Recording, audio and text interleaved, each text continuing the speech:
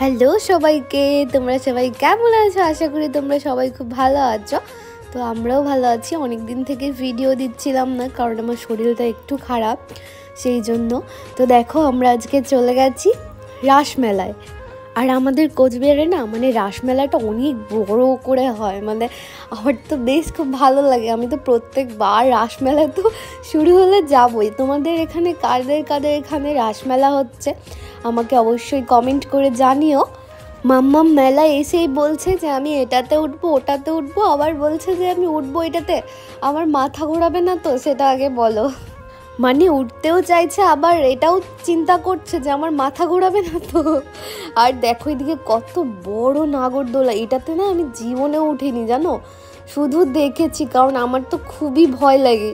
মানে এত বড়, এটাতে তোমরা কে কে উঠেছো আমাকে কমেন্ট করো, ঠিক আছে? আমি তো কোনোদিনও উঠিনি, আর ওঠার মতো আমার সাহসও নেই।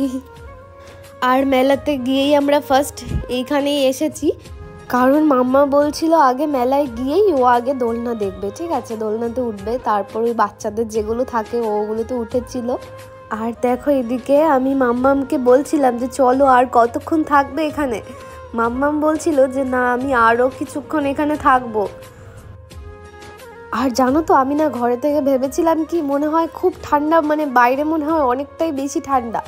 মানে তারপর যখন আমি হাঁটছিলাম, আমি তো এই কুর্তিটা পরে গেছি গরম কাপড়ের, আর তারপর আমার কি গরম লাগছিল, ভালোই লাগছিল না। আমি তারপর ভাবছিলাম যে মামামের পাপা আমাকে বলেছিল যে সেরকম একটা ঠান্ডা নেই, তোমাকে পরতে হবে না। তাও আমি না পরেছি, যদি আমার ঠান্ডা লাগে, কারণ এমনিতেই শরীরটা খারাপ, তো সেই জন্য আমি তবুও এটা পরে গেছি। তারপর গিয়ে দেখছি এতটাই গরম লাগছে, মানে কি বলবো। আর মাম্মামকেও দেখো জ্যাকেট পরিয়ে দিয়েছি।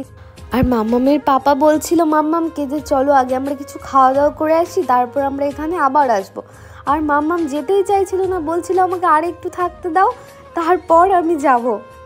আর মেলায় না কয়েকদিন আগে গিয়েছিলাম জানো তো, তো তারপর এসে যে ভিডিওটা আমি এডিট করব সেটাই আমার ইচ্ছে করছে না, ভালোই লাগছে না, সেই জন্য অনেক দিন লেট হয়ে গেল ভিডিওটা এডিট করে পোস্ট করতে। আর এদিকে দেখো, এখন মাম্মাম চলে এসেছে খেলনার দোকানে। ও নাকি এই পুতুলটা নেবে, ওই পুতুলটা নেবে, চয়েস করতে পারছে না ঠিক যে কোনটা নেবে ও। আর পুতুলগুলো কি সুন্দর সুন্দর, আমার তো খুবই ভালো লাগছিল। আমারও ইচ্ছে করছিল যে আমিও একটা পুতুল নিয়ে নিই, জানো তো, কি সুন্দর সুন্দর পুতুল, আমার তো খুবই ভালো লাগে। তো আর মাম্মাম এই একটা পুতুল নিয়েছিল। আর এদিকে দেখো মাম্মামের পাপা তারপর বলছিল যে আমি জিলেপি খাবো। এইগুলো হচ্ছে একদম সাদা সাদা জিলেপি, ঠিক আছে, মানে কোনো কালার দেওয়া নেই, তো জিলেপি খাবে সেই জন্য বলছিল। আর আমি বলছিলাম যে না, আমার খেতে ইচ্ছে, জানি না আমার কেন আমার ভালো লাগছিল না, আমার কিছুই খেতে ইচ্ছে করছিল না। তো তারপর দেখো আমি বললাম ঠিক আছে তুমি নাও, আমি তোমার থেকে একটা খাবো। আর গরম গরম জিলেপি খেতে কিন্তু বেশ ভালো লাগে, আমি খাই, কিন্তু আমার জানি না সেদিন আমার একদমই খেতে ইচ্ছে করছিল না জিলেপি। তো জিলেপি ভাজা হয়ে গেছে, এখন মাম্মাম আর মাম্মামের পাপা দুজন মিলে জিলেপি খাবে, সেই জন্য দেখো ওদেরকে জিলেপি দিচ্ছিল। আর আমি বলেছিলাম বেশি নিও না, অল্প করেই নাও। তো এতক্ষণ অপেক্ষার পরে দেখো ফাইনালি মাম্মামের পাপা হাতে জিলেপি পেয়ে গেছে। তো তারপর ওরা দুজন মিলে খাচ্ছে জিলেপি, আর আমি একটু ভিডিও করছিলাম যে তোমরা জিলেপি খাও, আমি একটু তোমাদের ভিডিও করি। মাম্মাম বলছিল যে আমাকে একটু দেখাও ভিডিওতে। আর দেখো মাম্মামের পাপা জিলেপিটা নিয়ে সাইডে চলে গেছে, আর আমি মাম্মামের পাপাকে বলছিলাম যে তোমার ব্যাকগ্রাউন্ডটা কিন্তু দারুণ। আর আমি বললাম দেখে দেখো এখন মাম্মামের পাপা ঘুরে গেল। আমি বলছি যে একটা ভালো জায়গায় দাঁড়াও, যেন দেখে যেন সবাই বুঝতে পারে যে এটা মেলা। আর ও দাঁড়িয়েছিল কুরকুরের দোকানের সামনে। তো তারপর আর আমি জিলিপি খাইনি, তো আমি বলছিলাম যে ঠিক আছে তাহলে আমি অন্য কিছু খাবো, তুমি জিলিপি খাও।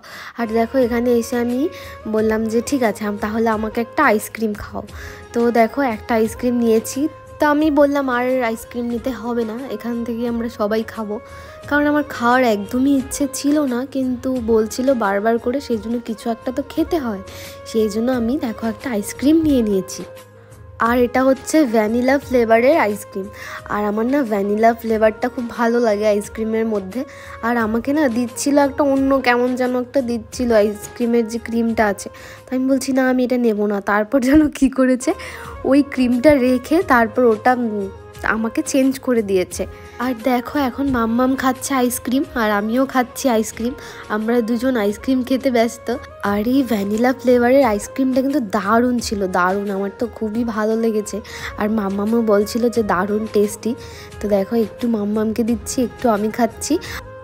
আর তারপর মাম্মামের পাপা হচ্ছে মোবাইলটাকে অফ করে, মানে ক্যামেরাটাকে অফ করে তারপর একটু আইসক্রিম খেয়েছিল। তো বন্ধুরা আমরা আইসক্রিম খেতে থাকি আর তোমরা আমার পুরো ভিডিওটা দেখে লাইক কমেন্ট করে দিও। আর যদি আমার চ্যানেলে নতুন হয়ে থাকো তাহলে প্লিজ আমার চ্যানেলটিকে সাবস্ক্রাইব করে নিও। আমার দেওয়া ভিডিওগুলো তোমাদের কাছে সবার আগে পৌঁছে যাবে। আর দেখো আইসক্রিম খেতে খেতে মাম্মাম আর আমার মুখের হাসিটা একবার দেখো। অনেক দিন পর আইসক্রিম পেয়ে মাম্মাম কত খুশি হয়ে গেছে। আর আমার মতো কে কে একটা আইসক্রিম নিয়ে সবাই মিলে খাও অবশ্যই আমাকে কমেন্ট করে জানিও। একটা আইসক্রিম সবাই মিলে খাওয়ার কিন্তু মজাটাই আলাদা। তো বন্ধুরা আজকের ভিডিওটা এখানেই শেষ করছি, আবার দেখা হচ্ছে নতুন কোনো ভিডিও নিয়ে। সবাই ভালো থেকো, সুস্থ থেকো, টাটা, বাই বাই।